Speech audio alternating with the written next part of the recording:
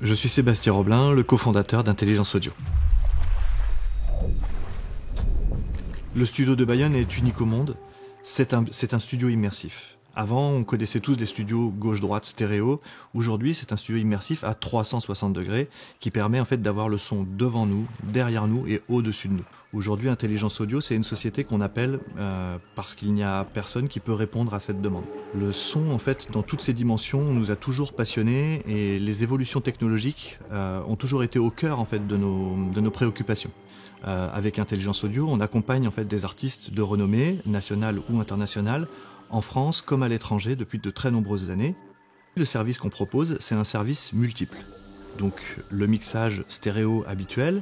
Aujourd'hui, on va pouvoir proposer un mixage au format Dolby Atmos, qui est le format le plus connu dans le grand public et qui tend à se développer tous les jours. Au-delà de ça, on travaille aujourd'hui avec un système qui va bien au-delà, puisque c'est un 18.1.5. Qu'est-ce que ça veut dire?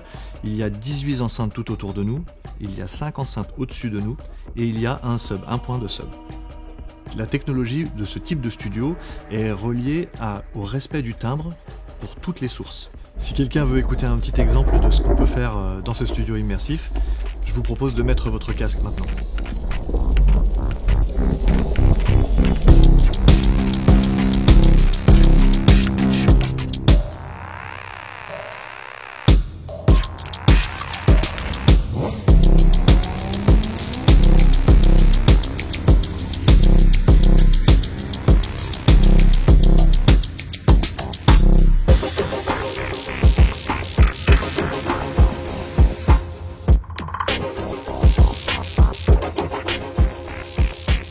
En plus de ces prestations de type studio, on propose une passerelle unique qui est en fait de travailler dans un studio et de pouvoir aussi appliquer en fait ce même mix en live.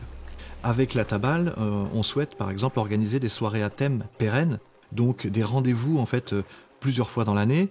Et je pense que si ces rendez-vous fonctionnent bien, la Tabal sera une des premières salles certainement à s'équiper, en tout cas dans la région, à s'équiper en immersif.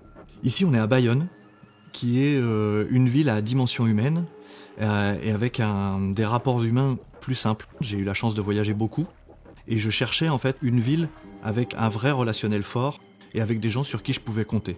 J'avais besoin de tout un support, tout un soutien en fait, et j'ai trouvé au Pays Basque un ensemble de personnes, de réseaux, de connexions qui m'a permis de faire aboutir ce projet.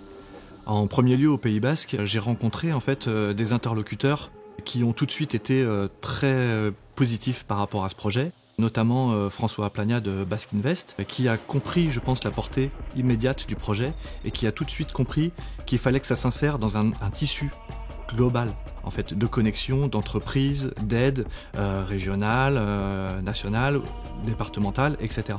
Et en fait, cette insertion dans le tissu économique bayonnais était très important pour nous, puisqu'on était une société anciennement basée à Paris, et on voulait s'implanter ici. On avait besoin de gens qui nous fassent confiance et qui nous aident à comprendre en fait comment s'insérer dans ce tissu économique.